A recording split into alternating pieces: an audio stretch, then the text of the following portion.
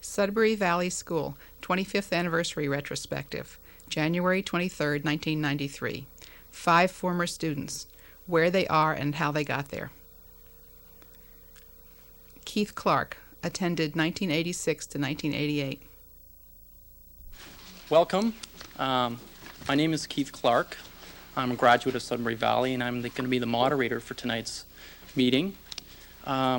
We have here some panelists who are former students of Sudbury Valley, and they're going to be speaking to you about their experience since they left Sudbury Valley.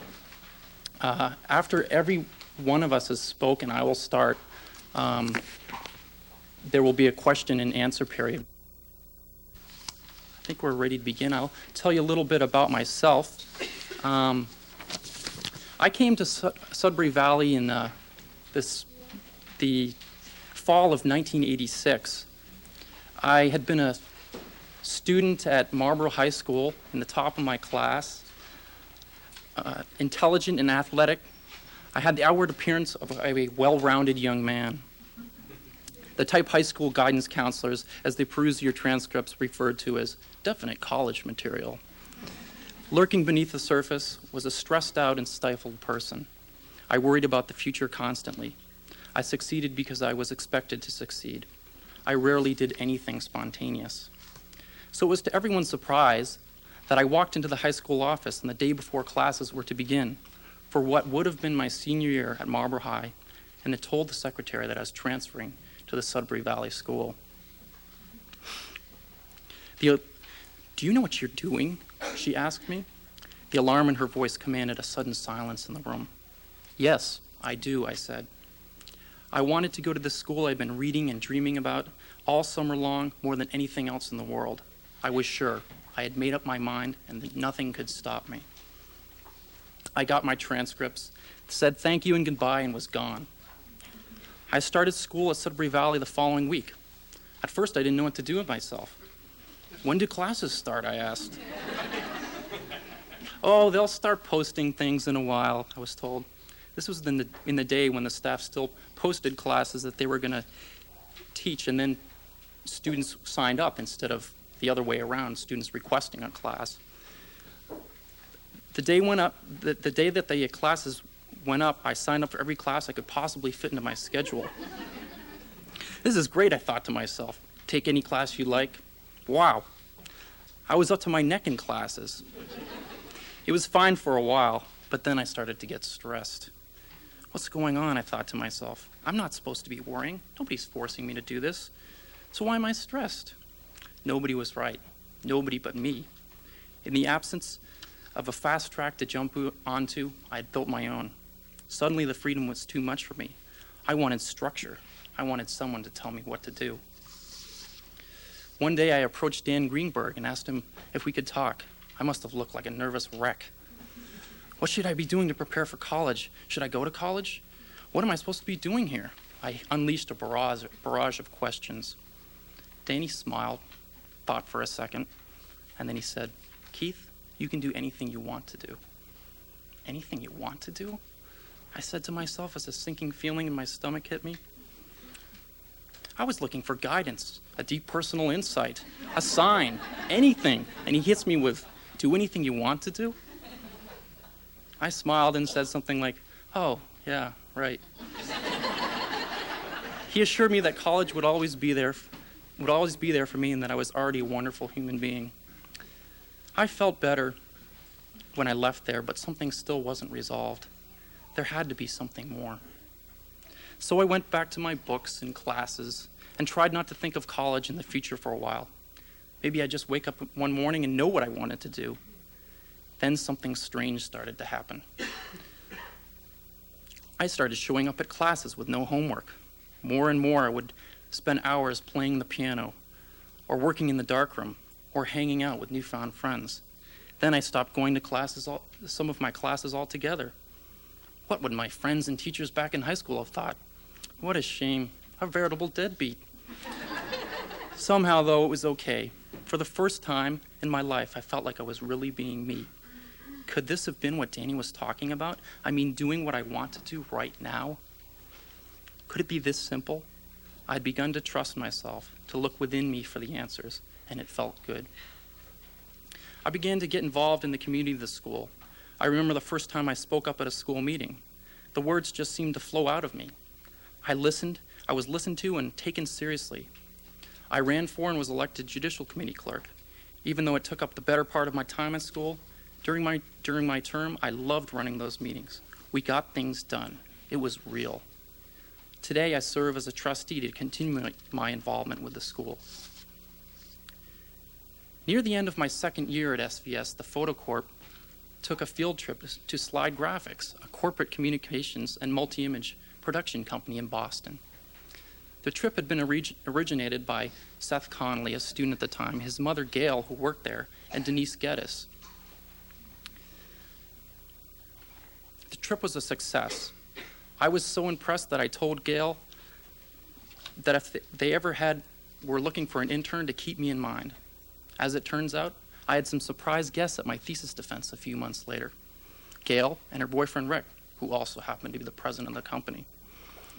After the presentation, they approached me and said they'd like to set up a meeting to talk about a possible job. Less than a month later, I started working as a production assistant at Slide Graphics. It was my job to assist the producers, as the title suggests, in whatever capacity necessary to help get the slides out the door.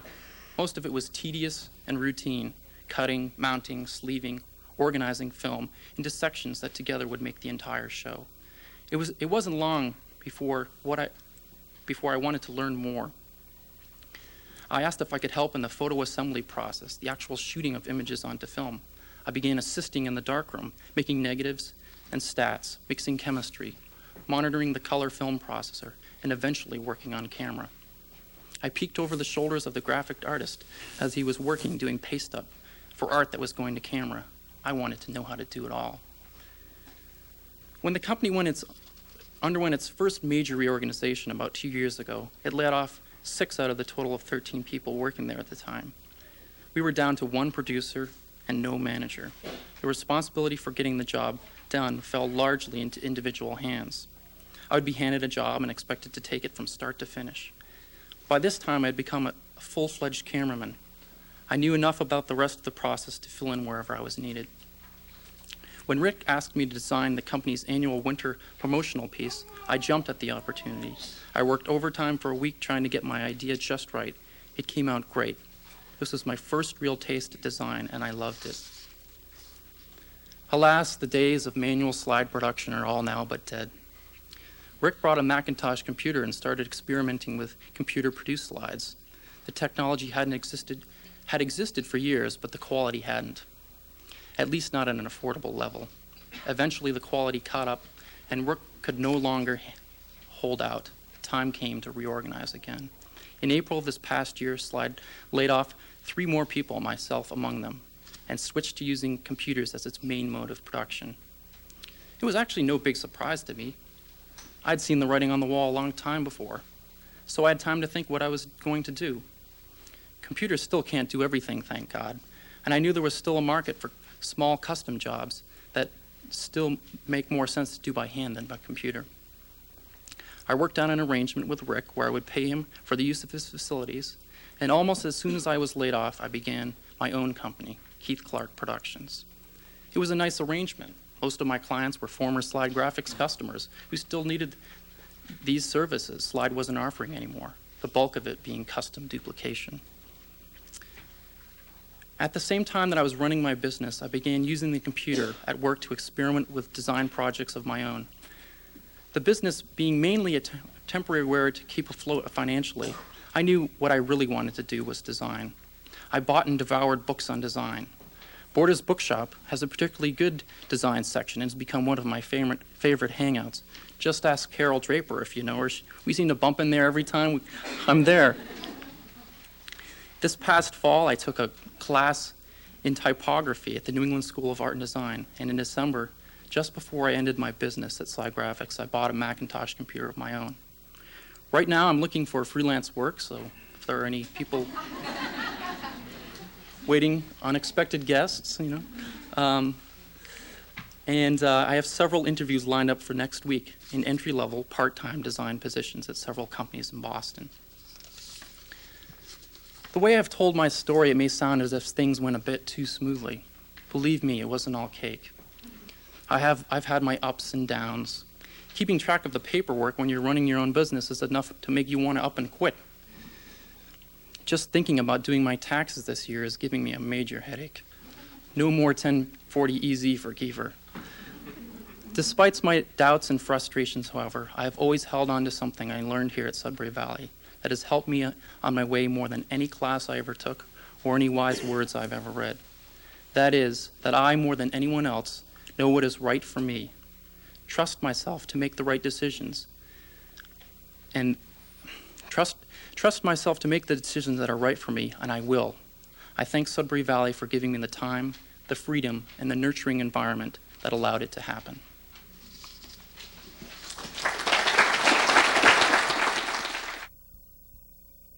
Matthew Nathan attended 1968 to 1973. Okay, hello.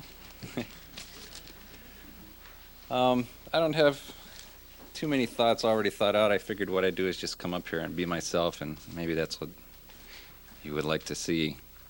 But I will give a little bit of backup and history.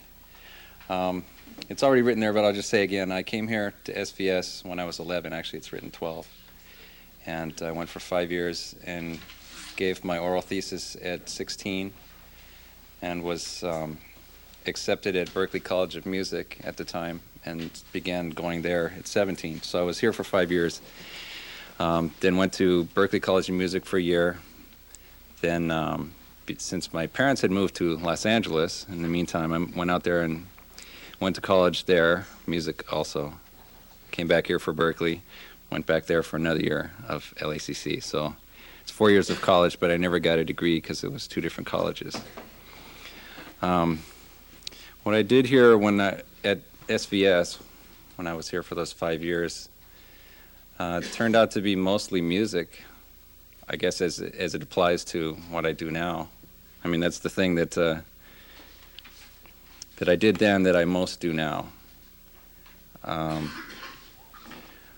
played the piano a lot here, just improvising on my own. And let's see, what happened? Once I decided I wanted to learn more about music, I tried to find from the people here who knew about music what else I should learn, what else they would be able to teach me. And I kind of exhausted that within about a year.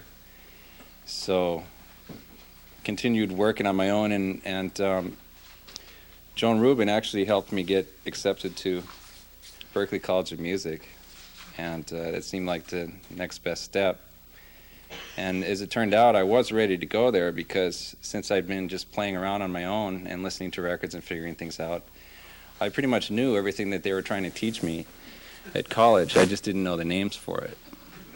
So it was kind of easy just to hook it all up, you know. And okay, this thing, I know that. Now I know what to call it. So when I talk to other people, I can tell them, you know, and they can tell me what to play, etc.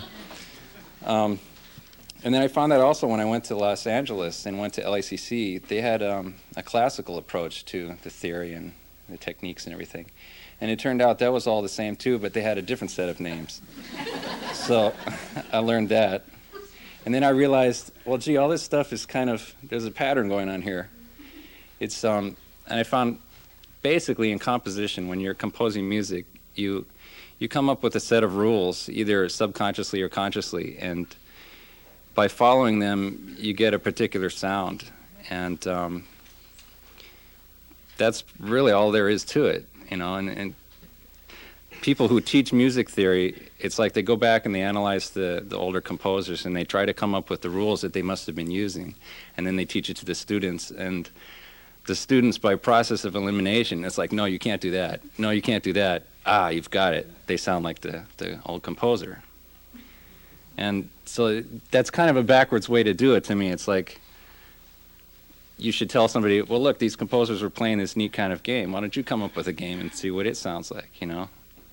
So then when I went back to Berklee for the second year, actually the third year of school outside of SVS, I was totally bored with Berklee because, well, for a number of reasons. One being that it seemed like Berklee College of Music had a lot of teachers who were really just former students, and they were repeating the book, and they really had nothing new to offer, at least in the second year. Supposedly by the third and fourth year, there's some great teachers, but I didn't really have the time or my parents' money that I wanted to spend to wade through that to get to that. So I spent all my time in the library. And one thing they did have there is a great library, and I learned a lot from just reading everything that I could. And by that time, my mind was pretty much made up that I could learn anything that was out there just by going to the library or asking somebody to borrow a book, or, you know, just even trying to think of things myself and then finding, oh yeah, I'll hear something later that someone's done, and I can kind of hear pretty much instantly what they're doing. Not to say I have a perfect ear, but, you know, I'll hear things that I understand, I think, what they were doing without being taught about it. I did go one more year to LACC, and it wasn't quite as boring as the second year of Berklee, but it also was kind of pointless because it was, I don't know, it's just more book learning, I guess. There's nothing wrong with books. It's just, if the person that's delivering you supposedly this knowledge is just reading the book, it's like, get rid of the middleman, read the book yourself, you know. So that's what I did. And since then, I guess I've been out of SVS for just about 20 years now. 4 of those years were spent in school, taking classes. Since then, I've still been learning, but I haven't been willing to subject myself to the schedules of going to classes. So I consider myself still constantly learning, but I haven't been in school since then. And I have been doing music nonstop since then, but I've also branched off into some other things. The first thing I did from music, I got into electronic music, and from that I got into computers, and from computers that's like a whole world, and I got into graphics and writing.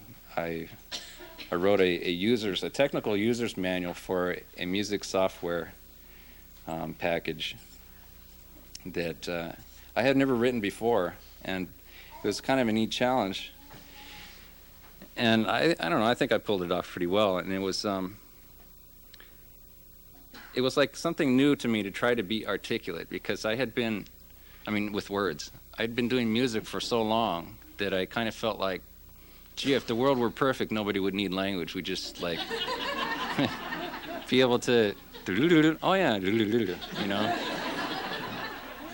And that kind of worked for a while. In fact, I composed for 5 years for this modern dance group with a choreographer, and we worked together, and so that kind of worked for that. But then I realized, well, I am missing something by not really talking to people, and so it took me a while. It took me a few years to change that direction, but I did. And writing, there's something really nice about, or satisfying about, articulately stating something, you know, whether it's facts or opinions or anything.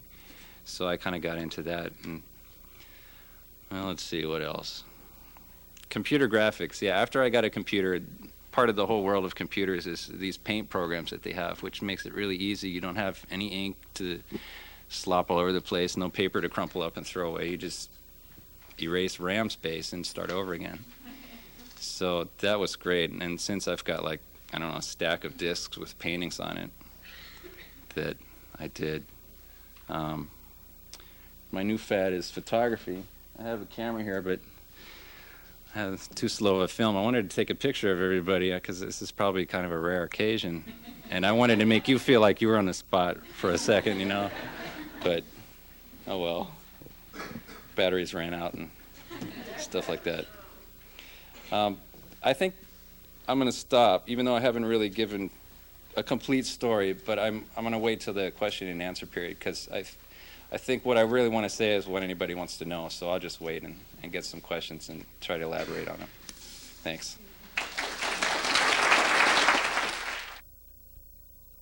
Wendy Majorana attended 1972 until 1974. Well, I'm somewhere in between these two. I didn't write it all out, but I've got a couple of notes here, so hopefully I can read them. I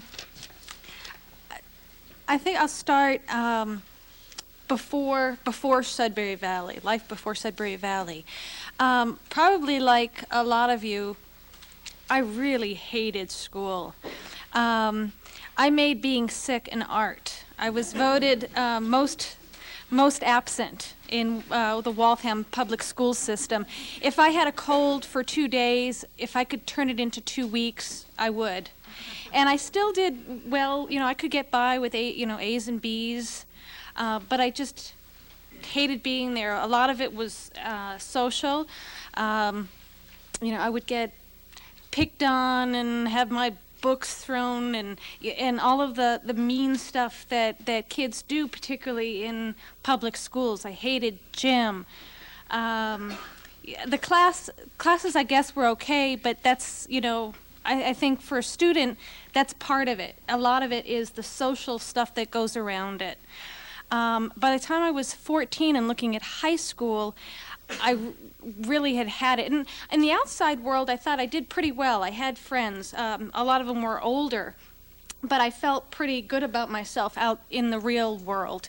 And so I made the decision that any 14-year-old would. I bought myself a one-way ticket to England, which seemed like a logical thing, and I would be happy there and pursue a career in acting.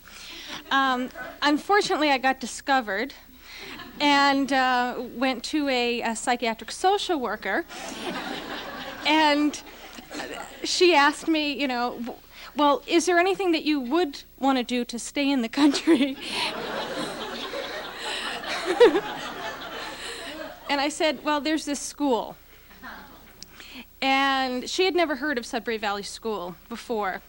My mother was willing to try it. My father didn't want to spend any money. And so she said, well, I'm gonna talk to your father. Well, what she did was she lied. She said that she had heard all about Sudbury Valley. It was a great school, and if he didn't spend the money to send me here, horrible things were going to happen to me. So she guilted him into it, thank goodness, and I went the next year. I didn't sign up for everything. I did sign up for cooking, and I cooked a lot here. I had made an agreement with my mother that I would study all of the things that I would need to in order to take my SATs. I broke the promise. I think I went to math with Dawn twice, and then she said, why are you here? And I said the same thing. So I stopped doing that. I did a little bit of French, but mainly I just started cooking. I was very interested in drama. There wasn't a lot of drama going around in the school, and it's kind of hard to do a play by yourself. So the cooking seemed to be the thing. And I would bring in cutlets of veal. I made my own pasta, rolled it out. Virtually every day I was bringing in food and cooking it, and I worked very closely with Margaret, and I made bread with Danny, and I started cooking with some of the younger students. Well, by the time I was 16, I went to somebody that was here before, I think it was Cindy Chase, had worked at Dom's restaurant, and which is a wonderful restaurant in town, and I thought, well, that's what I'm going to do. So I went to Dom, and I gave him my resume, which looked kind of like this, and it had everything that I had made in school.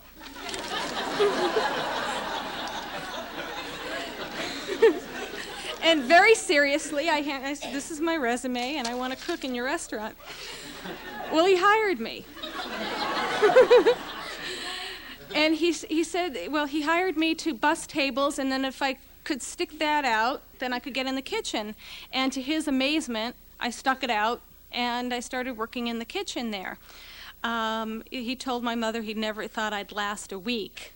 But I think he was just so amused that I did this. He hired me. Well, I was there a year, And I did work in their kitchen, and I made soups and sauces and desserts and all kinds of stuff. And then and I applied to the Cordon Bleu in London, which is something else that Cindy had done. And boy, I was going to get to London. And I was actually accepted for the next year. They had a 2-year waiting list. Well, after working at Dom's for a year, I decided, well, I'm on the waiting list. I'll go, and they'll accept me. Again, with this kind of naive, if I want to do it, I can do it. Well, I showed up on their doorstep, and I said, I know I'm not accepted till next year, but I'm here. I worked for a year in a restaurant, and I want to go here.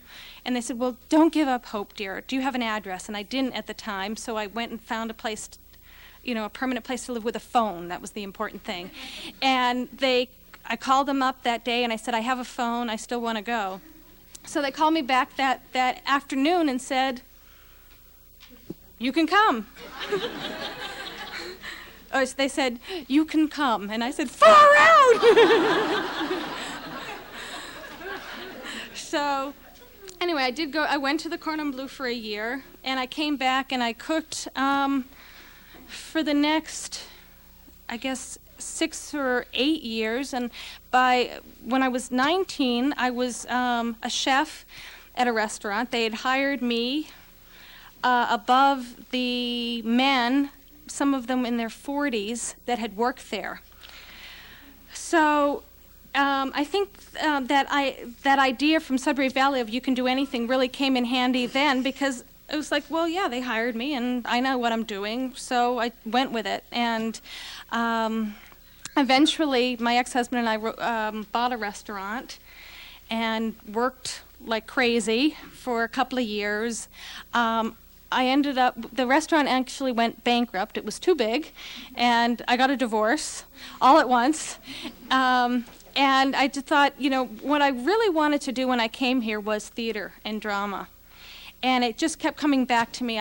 All the time I was cooking, I would take classes in theater and drama and try out for things. And it was just one of those transitional times. If it's not now, it's never. I'm going to go to school for drama. SATs, the thing I had been avoiding, math, all of that stuff. Will they ever accept me? And I just got somebody to help me learn the math, and got the books, How Do You Take SATs? And what I learned was that what SATs measure really is your ability to take SATs. So if you study how to take an SAT, you can pass the SAT, which I did. And I got into the University of Colorado at Denver. And I went there for 5 years because I was cooking all the time. It took me a little bit longer to pay for the tuition. At UCD, it turns out that I was a really good student in a regular setting, other than Sudbury Valley. I think part of that was because I was going to get the most out of it. And I think it made me, in a way, a better student than a lot of the people that I went to school with. I knew that that's what I wanted to do. UCD had a program where they didn't have a makeup person or this person or that person. They didn't have so much of a set program. They kind of liked students who would get in there and make their own program and say, I want to direct this. I want to I've heard of this theater company, I'm going to bring them in. And there were opportunities. And I would hear some students complain that, I wish I had gone to a place that had this, that, and the other thing, and I would have had more of a solid education background. And for me, it was exactly the opposite. I really liked it because all I had to do is say, this is what I want to do, and make it happen. And I felt like I learned a lot more that way. In graduate school, it was, I think, the same thing. It's amazing how trained adults, even adults, are to do what they're told. When I started at Emerson, my advisor, Bob Colby, who was in theater education, was out of the country or something, and another professor took on the advising. And I came to him with what I wanted to take. he looked at it and he said, well, instead of this, you should take musical theater. And he wrote it in. This is odd. And then I looked around, and there were all musical theater posters in his office. It's like, this is the musical theater professor, and he wants to fill his class.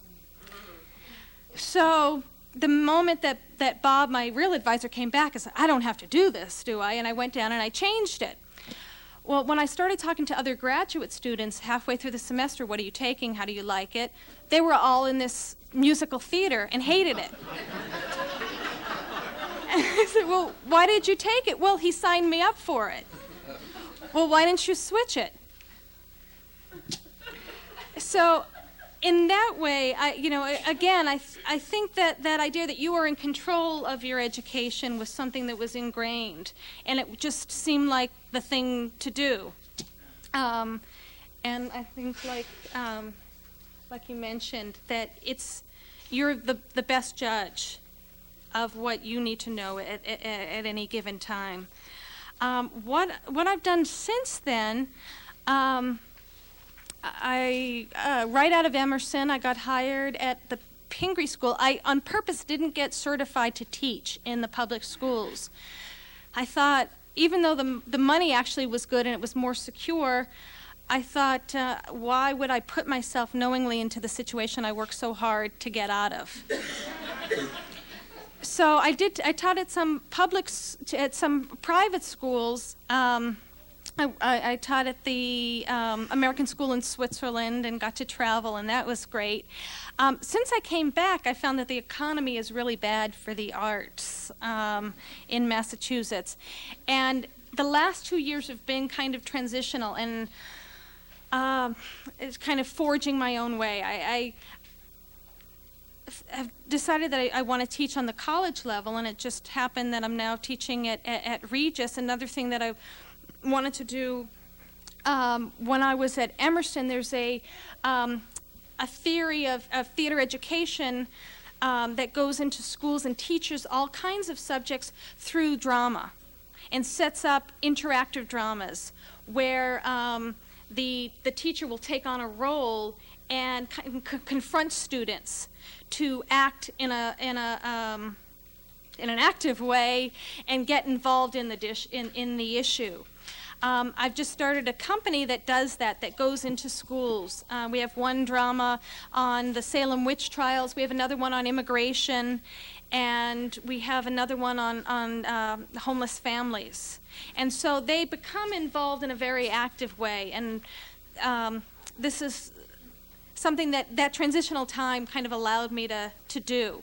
This is what I really want to do. So that's kind of where I am right now.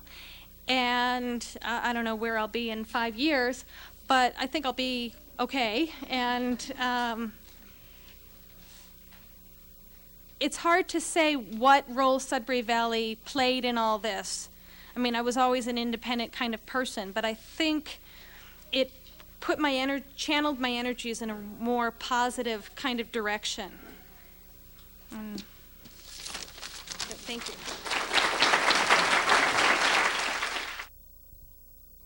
Hal Sadovsky attended 1968 to 1979. Hi, I'm Hal Sadovsky. I've been thinking about what I was going to say tonight for, 3 months or whatever it's been since Danny Greenberg called me up and asked me to do this. It's sort of a hard thing for me to do for a bunch of reasons. One is that if I try to think back to before I was affected by Sudbury Valley, I have to go back till when I was 6. And so it's sort of difficult for me to compare what my life was like then to what it's like now in a good way. But there's actually one point I want to make about that. So I first came here when the school first opened. It was after I'd been in first grade at the Sudbury Public Schools. And after I'd been here for a few months, my family moved away from the Boston area for about 1.5 years. And the sort of clear memory I have about that time is that all the time we were gone, I really wanted to be back here. And all the time we were gone, every morning when it was time to go to school, I had a ferociously bad stomach ache, which didn't get me out of going to school all that often, but it was there. I mean, this is, So the one thing I want to say about sort of one very direct way that the school affected me, both back then, and I think this is still actually relevant now, although it's not an ongoing thing, is that I was much happier at Sudbury Valley than I was in this, in this brief period when I wasn't here. And, it's hard to, I mean, well, this is not quite on the topic of how it affected me as an adult, except that, of course, I think it is. The fact that I didn't have to go through this long, what probably would have been a very long and miserable period for myself, for the next 9 years, but instead was here, I think actually makes a lot of difference to what my life is like as an adult now. So let's see. So I came back to school in 1970, and then I was here until spring of '79, basically. Well,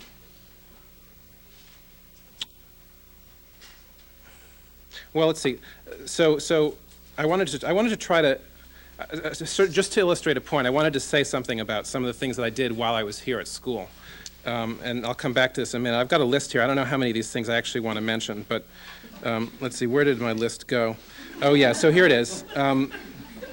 So let's see. So one of the things we did, Matthew did this too, was we had this little table in the art room where we spent all day for months, maybe years. I don't know. It seemed like decades, actually, that we were doing this. And certainly, in the relative time, it was decades. We spent a lot of time doing this, making little people and villages and houses and cars and trucks and all kinds of things out of plasticine. And we had this little society. Everybody had their little piece of the table. There were probably something like 6 or 8 of us who did this. Everybody had their little piece of the table, which was their land, and they made things, and there were wars, and there were stores, and various financial transactions. And somehow, Paul Wilson always ended up making a profit, whatever was going on. But, so this was one of the things that I spent a lot of time doing, my first few years here. Another thing that we spent a lot of time doing was playing soccer out in the fields, out there, and the one in front of the school. Another thing we did was, I think you must have done this too, was we went off and played war in the woods back there, when there used to be woods back there. We had little sticks, and we would hide behind, there were teams, and we would hide behind rocks and trees and shoot at each other. And if you got shot, you had to come back from a quarter mile in that direction over to the parking lot in order to come back to life. So it was really something you wanted to avoid doing. So what were other things? Cross-country skiing, once, I don't remember how old I was when I started doing that, but this became, in the wintertime, if it snowed, this is what I would do. We would go cross-country skiing. I mean, it didn't matter what else was going on. If there was actually snow on the ground, it was a good day to go cross-country skiing, then a bunch of us would go and do that. I read a lot while I was here. I played the piano quite a bit. I spent a lot of time talking to people. I spent some time building a harpsichord when I was, I think, 15 or 16, from a kit, not from trees. And I also did, while I was here, I spent a lot of time, during some of the years I was here, I also spent a lot of time sort of doing school administration stuff, clerkships, and probably, certainly Margie was also school meeting chairman for a while, right? Yeah, so this sort of thing too. The point I'm trying to make by going through this list is that essentially nothing that I did here was what you'd kind of recognize as classroom education, and very little of what I did was recognizable as any kind of formal academic preparation.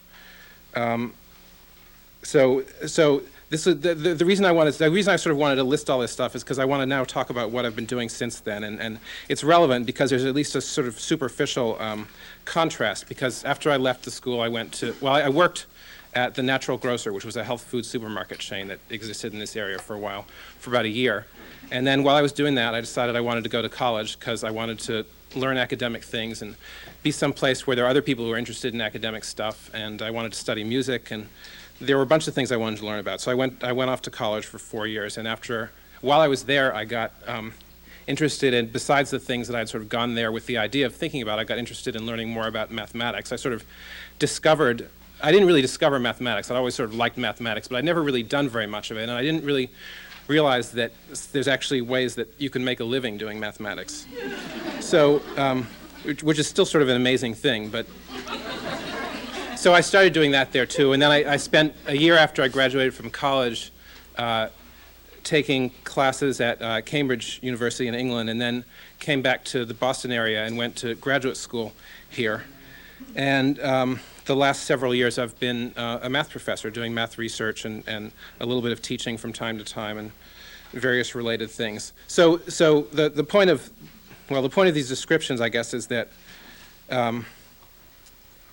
I want to say something about how the school fits into this, because superficially these look like very different things. I went from an unstructured environment where I was doing things that had no obvious academic content to a very structured environment, at least when I was an undergraduate. And the point I want to make is that some of the differences are actually very superficial. One of the things about being at Sudbury Valley is that you never really have to do anything. But there are always so many things competing for your attention and so much going on that you sort of never feel like you've got time to do all the things that you want to do anyway. And this is, surely a condition that a lot of people recognize as being kind of a common one in life. But it's the same kind of thing that happens if you go to college, if you're actually interested in what's going on. There's lots of stuff going on. There are lots of things you want to do. There's no way that you have time to do them all. So you just sort of have to make decisions all the time about what's important to do and what isn't important to do. Whether it's more important to spend all day working with plasticine, or whether it's more important to go out cross-country skiing, or whether it's more important to play the piano, or whether it's more important to do mathematics, or whatever the thing is. I mean, the thing that you learn at Sudbury Valley, because you're deciding what to do all the time, is the thing that one of the things I felt I learned anyway was sort of to decide what was important to me at any given time and to put my energy into doing that. So let's see. There were a couple other points I wanted to make. Yeah. So some other things that some of the things I want to say echo. Well, actually, they echo things that all of these guys have said. One of them is that one of the things I feel that Sudbury Valley has done for me, and I hesitate to call it self-confidence. I mean, there's a certain so I feel like Sudbury Valley does give people some self-confidence, but that's not exactly what I mean. By self-confidence, I don't mean that you sort of feel like, well, you can do anything. I mean, well, this may work differently for different people. For me, it doesn't work the way that I feel like I can do anything I want to do. What I feel like is that I can cope with failing or succeeding at doing anything that I'm interested in trying to do. So self-confidence in the sense that one's not really afraid to try things that seem hard. I wasn't afraid well, I mean, this is sort of a personal example. I'll bring it up anyway. I wasn't afraid to get married to somebody when I was 20 because I was sure that this was the right thing to do and at the time. And looking back at it, actually, it was not such an unreasonable decision, although, lots of people would say that's a young age. But the point is not whether it was a right decision or not. I mean, it did, in fact, end up being the right decision. The point was that I sort of had this idea that, well, this seems like a good thing to do, and if it's not, then I can probably cope with it, and if it is, then it will have been a good thing to do. Similarly, although on a sort of less personal and less difficult level, I wasn't afraid to try to get a PhD in mathematics, which is a hard thing to do, and something that I had no idea if I could do or not, and I just sort of thought, well, if this works out, it'll probably be fun, and if it doesn't work out, then I'll do something else. So this is one kind of thing that I think Sudbury Valley has been really important to me in terms of. Although, the standard caveat that other people have made is, of course, it's really hard to say what makes you who you are or like what you are, or what properties I would have if I'd been to some other kind of school or whatever. So the other thing I want to mention, and this is something that may not seem very important, but actually I think matters a lot, at least to me, is I've never really been, since I've been at Sudbury Valley, including the time I was at Sudbury Valley, but more noticeably afterwards, I never really feel like I don't know what to do with myself. Sometimes I feel like I've got a lot of different things I want to do, and I don't know which one to work on first or which one to really concentrate on. So sometimes I feel like it's difficult to make decisions about sort of which thing to pay attention to first or most. But a lot of my a lot of my friends and a lot of my peers and a lot of people I talk to seem to frequently run into this thing where they speak as if they don't know what they want to do, they don't know what would be good to do, and this is something that, again, I think for me, Sudbury Valley has made a big difference in this, that the question is not what would be good to do, but the question is, there's only so much time. What is the thing that you actually want to do most so that you can give full attention to it right now? So I think that's all I want to say.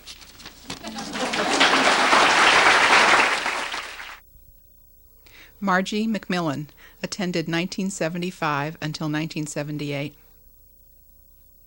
Hi, my name's Margie McMillan, and I came to this school when I was 14 years old. I had been to public school all my life before that. And I came to the school. Some people come to the school in different ways. Some come because their parents want them to go. I definitely came because I wanted to go. I had been in public school and been a pretty normal, pretty obtrusive student up until the age of about 11. And then I just decided I really hated it, and I was either sick or I was absent, one way or the other. I didn't go to school very much, and when I did, I didn't do much, which made people sort of unhappy. And I went to a psychiatrist, and he decided I was okay, but my whole family should go into counseling.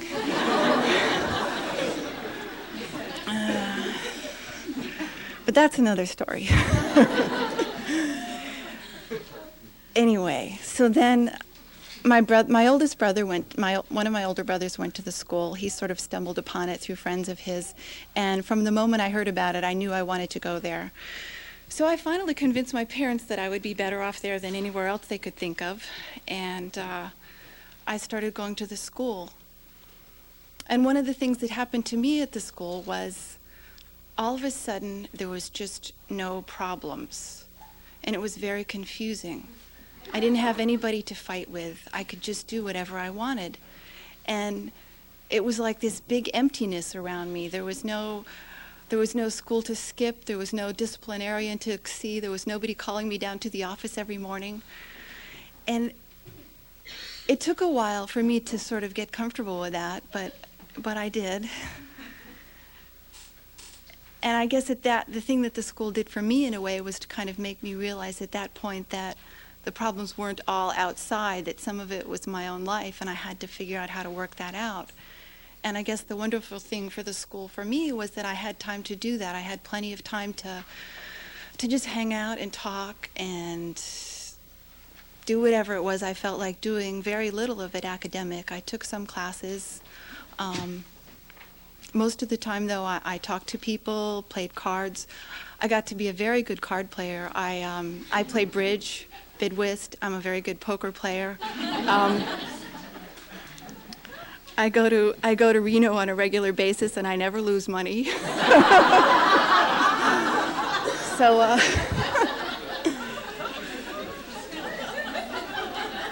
So I learned some skills that have carried on in my life at the school.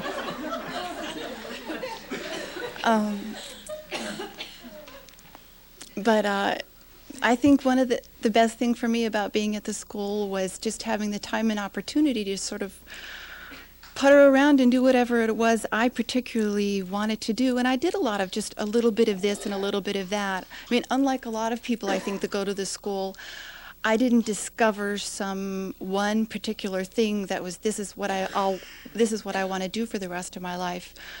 I did a little cooking, I did a little painting, I did a little talking, I did a little reading.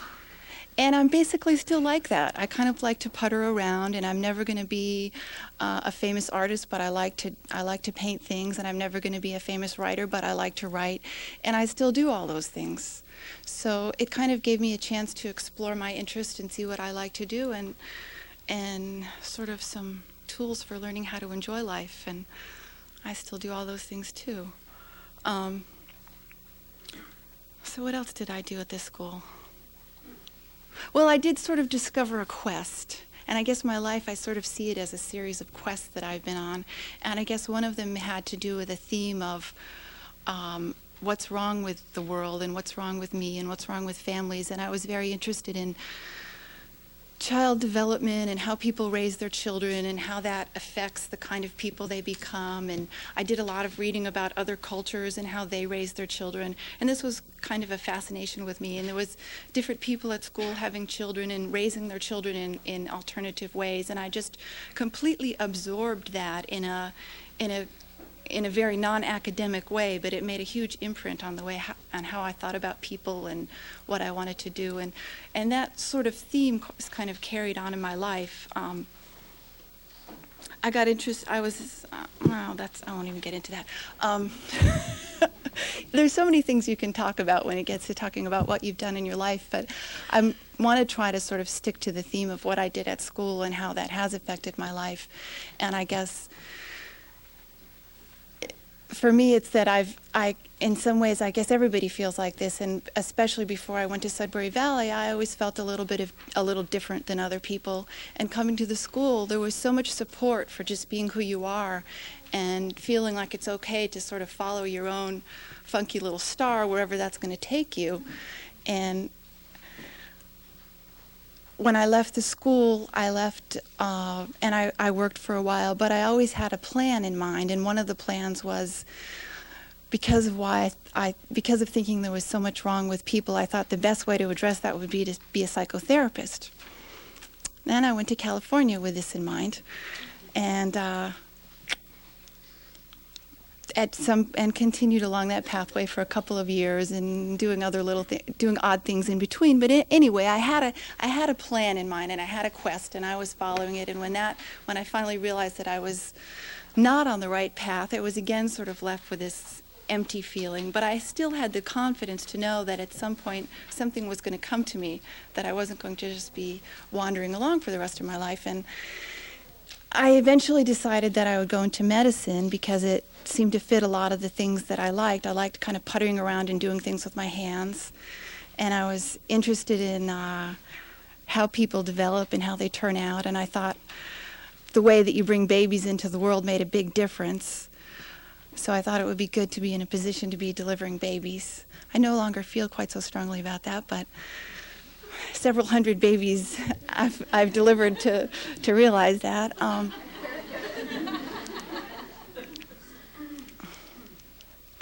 And I guess my pathway hasn't always been the most typical, even when doing something more, the more standard academic things. I went to medical school. That's a pretty standard pathway. And that was okay. I didn't really like it very much. It was pretty boring. It's like, I think Matthew put it very well when he said eliminate the middleman. There's just a lot of stuff you have to learn, and it's somebody standing up there telling you isn't necessarily the best way. But when I got to the point in medical school where you're actually on the wards taking care of patients, it turns out to be a wonderful way to learn because there's somebody else who knows how to do it, shows you how to do something, and then you get to do it.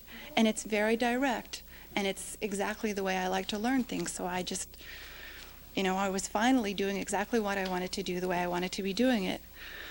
And then came this thing called internship, where I had to work, where you work about 80 to 100 hours a week, and you do 24-hour shifts where your 24-hour shift is over, and then you start working the next day.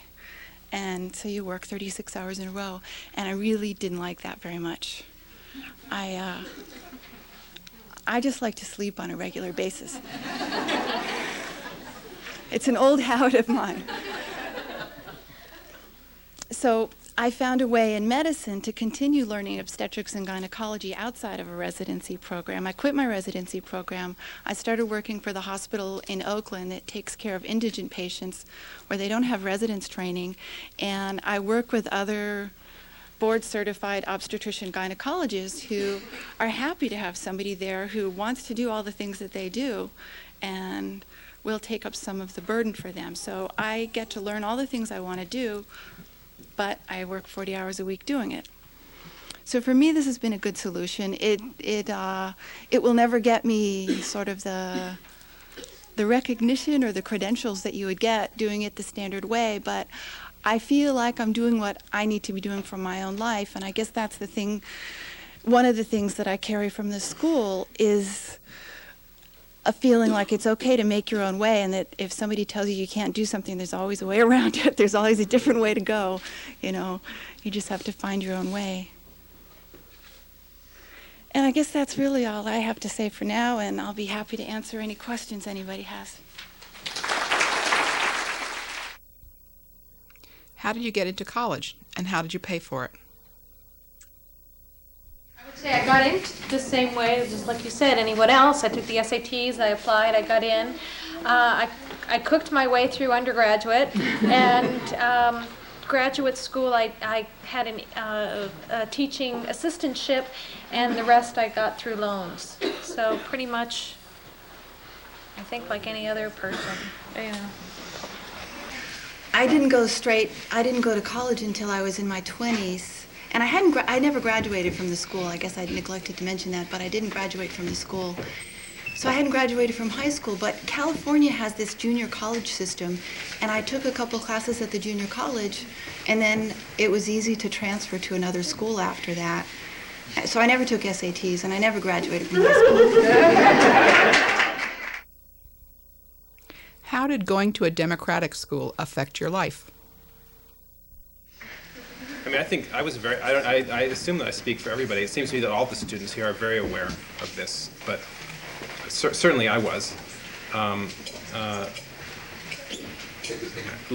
I left, I don't know.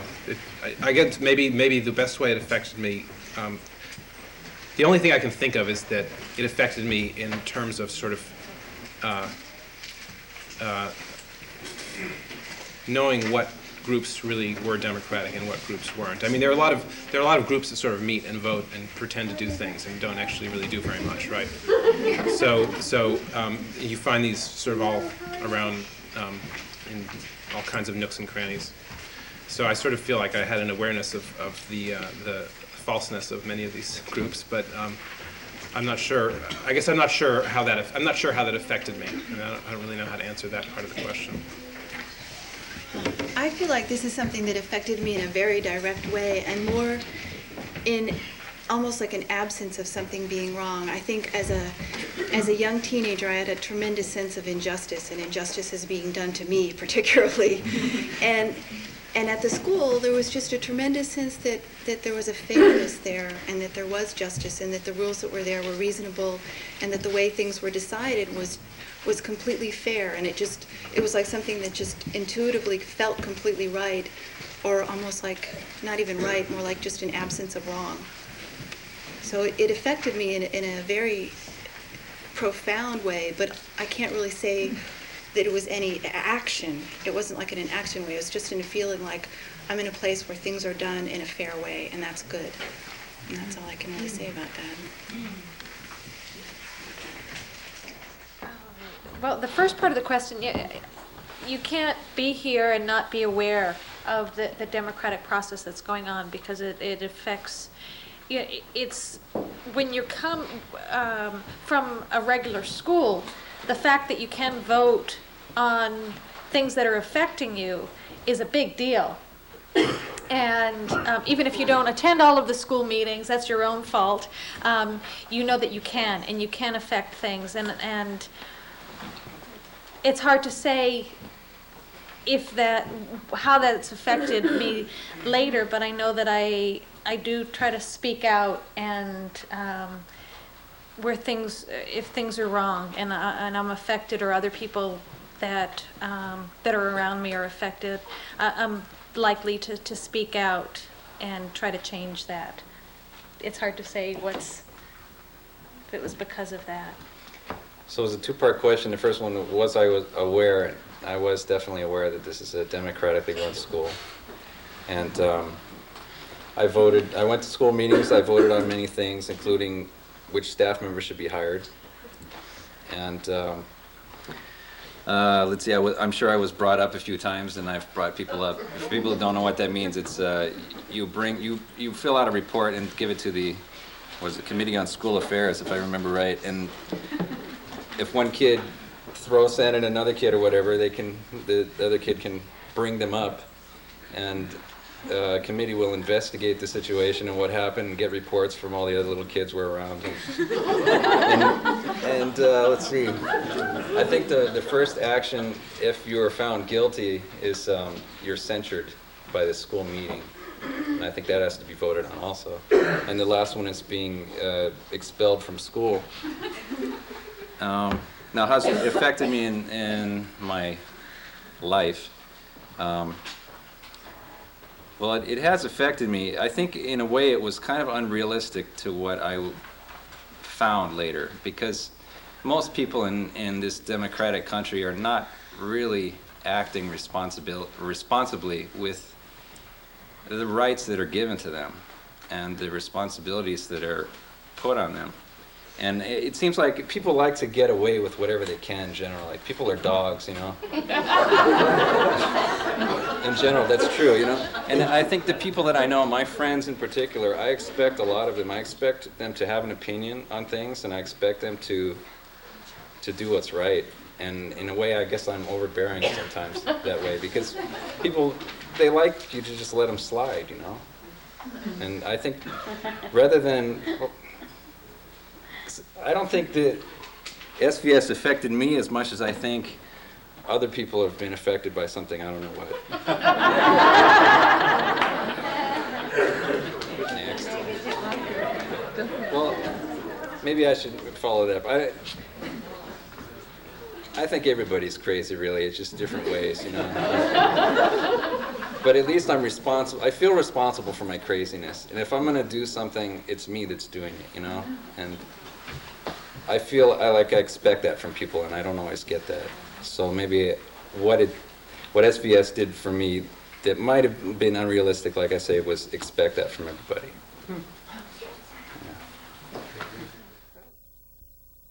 Is Sudbury Valley School for everyone? I can start. I've often been asked this question by people, as it is common. Once you're a graduate, you're constantly quizzed, and this sounds a little odd. I mean, could this be a school for everyone? Is that what you really want? And I have a sense that it is a school that could work for anyone. Because of my experience here, I know that it wouldn't work if it wasn't the person who was going here, if it wasn't their choice to come here. If they were just dumped here and they had no idea, you know, this isn't for me, it wouldn't work. So that is my sense, and I don't know how to address the issue of going through public school and feeling like you're perfectly well adjusted and normal, because I went through it and I felt very stressed, and I just can't, I don't know how to relate to that. Can I say something about this too? This is, lots of times I talk to people about the school and they sort of say, I can't see the person who asked the question. Oh, there you are. They sort of say, you know, well, didn't your parents worry about doing this? Didn't they worry about like taking this big chance by sending you to this really weird place and what was going to happen? And I try to sort of turn it on its head. I say, well, it seems to me that the people who should be worried are the people who are sending their kids to a traditional school. It's not that you can be sure that if you send your kid to a traditional school, something terrible will happen, but you're taking a big risk. Because what you're doing is you're taking this kid and you're saying, okay, from now on, you don't get to decide things, other people decide things for you. And maybe after 12 years of that, your kid comes out all right. But it's a big chance to take. Sudbury Valley, I think, is no risk at all.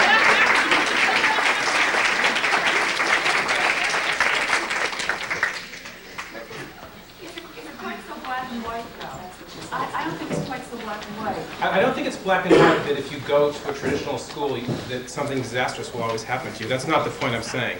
But I do think, to me, it seems very black and white that traditional school is the risky scenario where things can come out in many unfortunate ways, and that Sudbury Valley is sort of a relatively healthy and safe scenario. That's the sense in which I see it as black and white.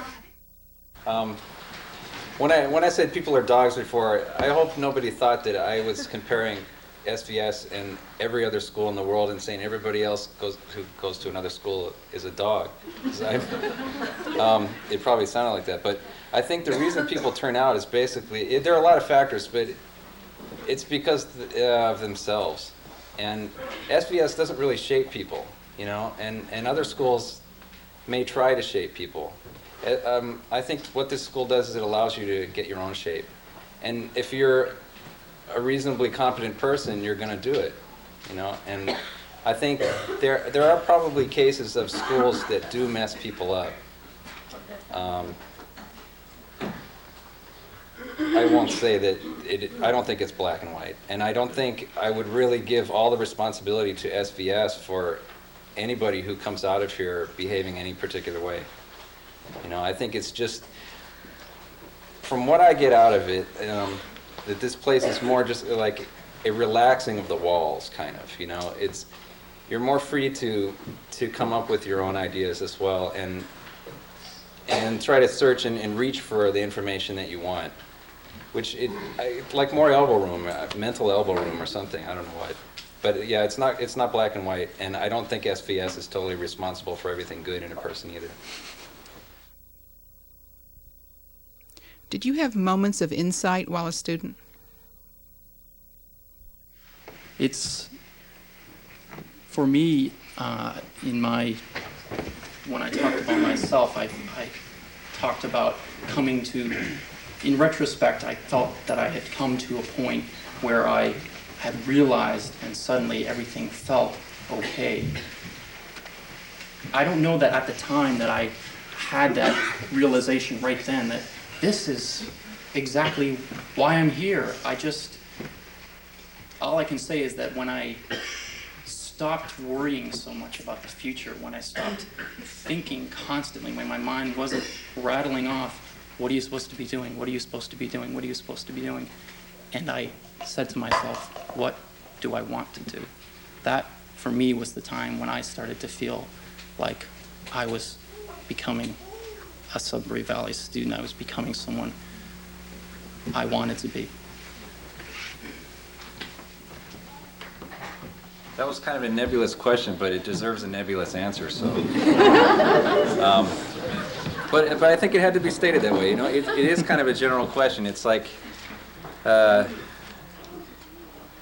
answer it like this: When did I discover that I was discovering things? And I did go through that, you know, and then I realized that it can continue, and it's like a state of mind. Like the perpetual student, or just kind of being aware of everything, you know, and even the things like that you don't have control over in your life, you can still be interested in them and understand them, and let's see, things that you're interested in. I'm constantly curious about many things, and I'm pretty conscious of being curious of things. It's sort of, I don't know, it's really a ball, kind of, you know, if you look at life right, it's just a supermarket of stuff that's free, you know. So, I don't know. Is that nebulous enough? Okay. What he said. I'd say one of the pleasant revelations that came to me after coming from what I described in public school.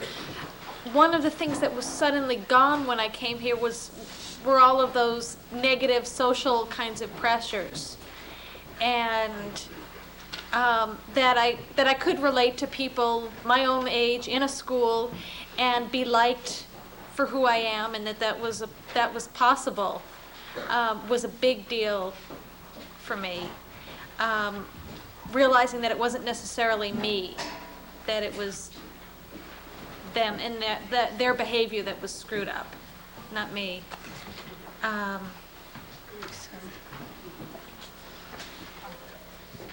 I would like to attempt to answer that question in some kind of way. You asked if there was some point at which you felt that things came together, that you all of a sudden understood everything. Is that it? Not everything. Just that you were seeing what you were doing more clearly. I just feel like that's always happening. I mean, it happened at school.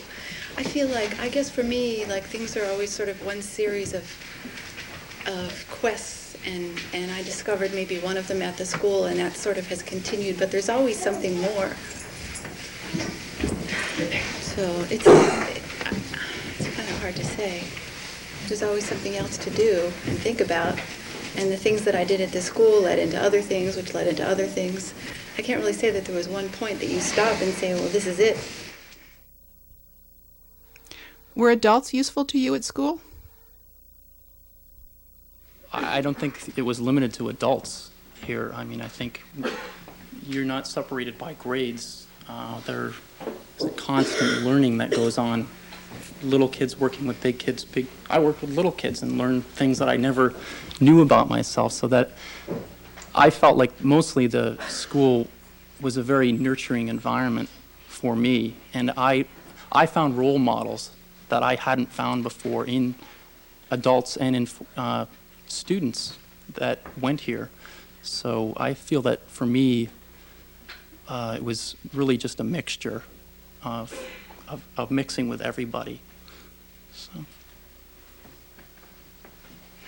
Yeah, I don't know. I mean, I remember, you know, treating the adults that were here, the staff members that were here, you know, either they were to be ignored if you were doing something you didn't want them to know about, or or they were just your friends, or you know, you'd go if you had some question and it's occurred to you that somebody might be able to help you, just sort of go ask them. I mean, it was very casual, as you say. Yeah.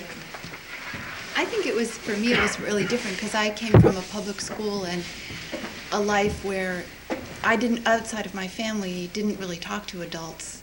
So it was really different to be in a place where it was sort of normal to be around adult people and talk to them and have that be a daily part of your interaction. Yeah.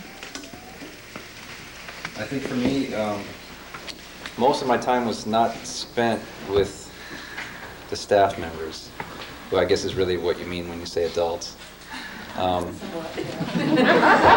very hard to find in normal daily. I mean, it's a funny thing. I can find many children, but adults are booked, you know, trying to figure out the math they never, you know, wanted to do in the fifth grade or whatever. So that, I was just wondering if that.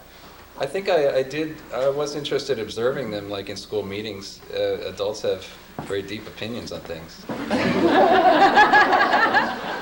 They're often well thought out.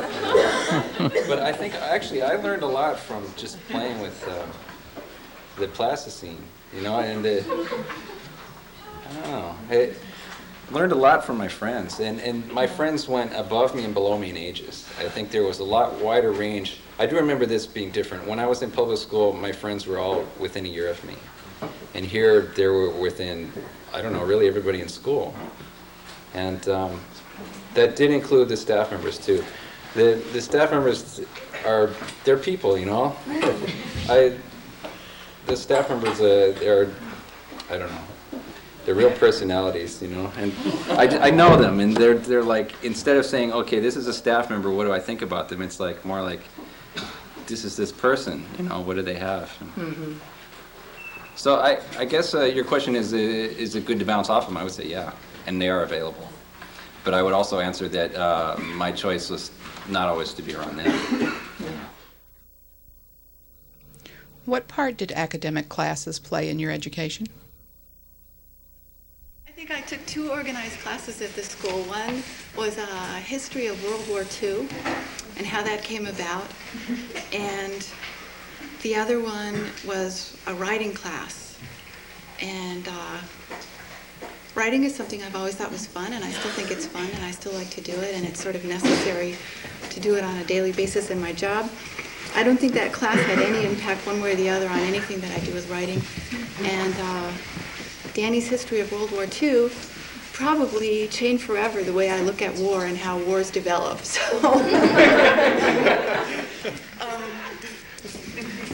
it sort of gave me a frame of reference. But I don't think the classes really made much difference one way or the other about what I was going to do. Although I guess there was things that came up in the school that I had the opportunity to do that did just, I was interested in anatomy, and I remember that we used to get, this is sort of gross, but we used to get cats from one of the local veterinarians, dead cats, and I would dissect them.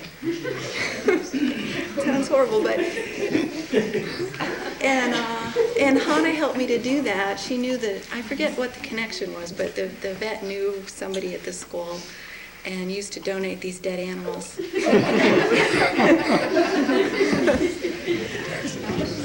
And so I guess there was things that I did that had connections to things I did later, but at the time I was just kind of pursuing a curiosity that I had.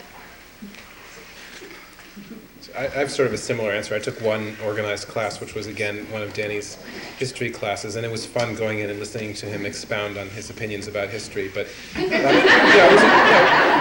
was a good thing. It was a good thing to do, and it was really interesting. But it was not. It didn't represent in any way a significant part of what I did at Sudbury Valley. Although, it was just sort of one thing I did, one part of 1 year. Is there a happy medium between SVS and traditional schools? Something that I think was really important to me was the fact that this wasn't a middle ground, that I had complete decision about what I was going to do. It wasn't that I could do more or less what I wanted, but if somebody saw me really not doing anything I thought was useful, then they would try to push me a little bit. So to me that was very important, and I do really feel like there's no middle ground in this kind of situation. But this, I can't say this has anything to do with my experience in life afterwards per se. This is just sort of philosophically how I feel about it. And I'm not like a true believer or anything. I think there's a lot of ways to learn things and get an education, and certainly other places besides this school. But whether anybody knows, in a way, I always ask myself this question: what do you say are the requirements? What are the things that people should be exposed to? There's so many things in this world. It's such a complicated place, and I think there's just. I guess I feel like I couldn't make that decision for somebody else, and since I can't make it, I guess I better leave it to them to make it. That's how I feel about it. I don't know if that's extreme. How important was having fun for your education? I like that question a lot. Because I've actually thought about that a lot lately, because a couple of years ago I finished my medical training, and I had spent several years in medical school and a year of internship, not having really any other time other than time to focus on exactly what I was doing. And I didn't have very much time for doing a lot of fun things. And it's like, now that my life has slowed down again and I have free time, I realize I still like to do all the same old things that I did at Sudbury Valley. And it's like you sort of develop these skills for having fun, for having 4-hour-long conversations, and for just hanging out and doing the things that you like to do. And I think that I see a lot of kids in school, and they're so busy between all the homework they have to do and all the activities they've got to go to. I don't see how they ever have time to even hang around and have conversations. And it seems like that's really important, just to have some free time to figure out how to have fun. And if your life is so scheduled from the time you're 7 or 8 years old, you just never really do that. So I think it's real important. One of the things that I appreciated in that freedom was taking walks. One of my friends and I would literally walk miles every day. When I wasn't in the kitchen, I was out walking around, and I still love to take long walks, and far more healthy than the gym classes that I was so bad at.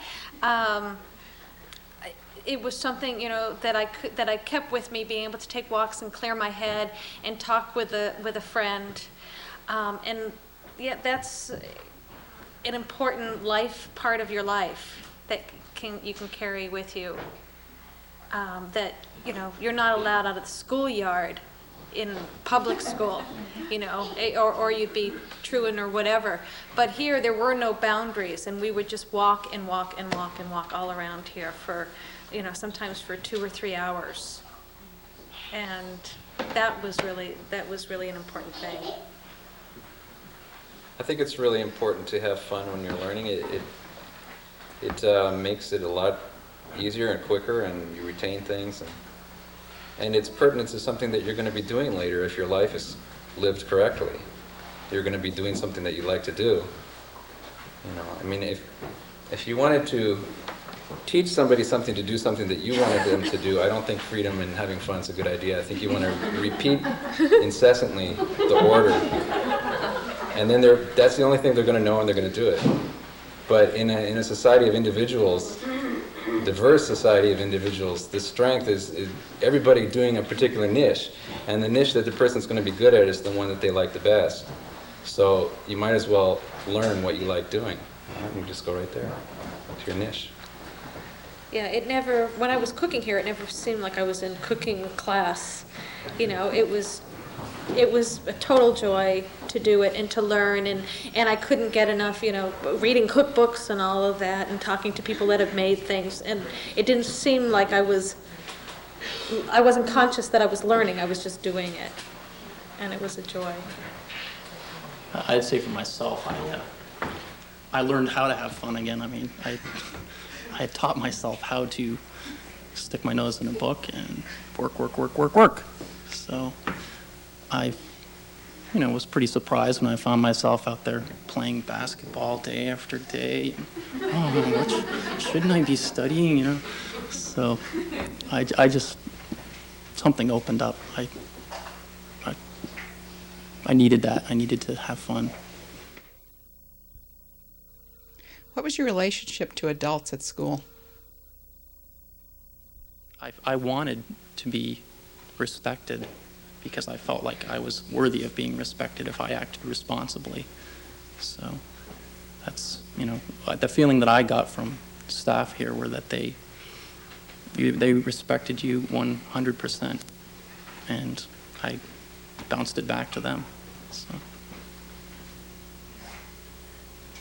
I think I was a master of getting away with things, and I actually even enjoyed what I could get away with, prior to, and finding interesting stories that I could tell in order to do that.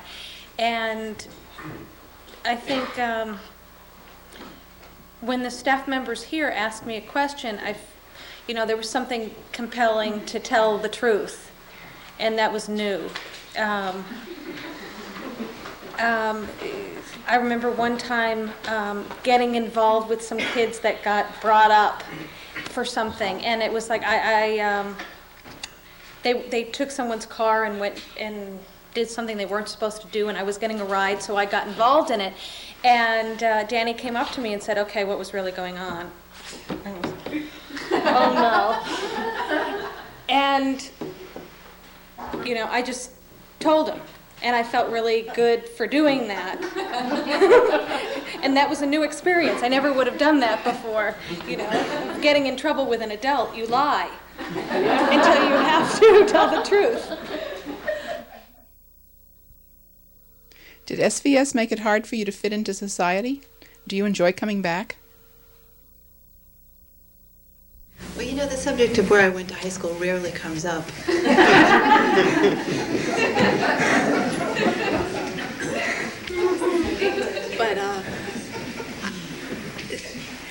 But it is sort of nice to come. It's sort of like I had this unique experience. It's kind of hard to explain to people that didn't have it. And sometimes I talk about it, and it's always a little bit unsatisfying because I feel like they never really get it. And it is sort of nice to come back here and just sort of reconnect and see that it's still there and it's still going on, and it's even better than before, it seems. But it hasn't really ever been a problem. And nobody ever quite believes you when you're telling them about the school. Yeah. It's sort of like, they sort of almost treat it like you made up this story and, oh, that's nice, and what's the next thing, In my case, in music, you're pretty much judged on what you can do musically. So, again, for me, that subject doesn't come back. But it's a two-part question, and the answer to the second half is I really enjoyed being here tonight. This was kind of very nice. I don't think it. I was in theater and in cooking. People are kind of strange and individuals and everything, and that wasn't a problem connecting. One thing that's been nice recently that I found that when I talk about the school, people know about it. And that's within the last, say, 3 or 4 years, where It's not, before it was a miracle if anybody had heard of it and could start talking about it, and now a lot of people do. So that's one thing that's kind of recent that's nice. And then they're curious about it because, oh, you're from that school that. So.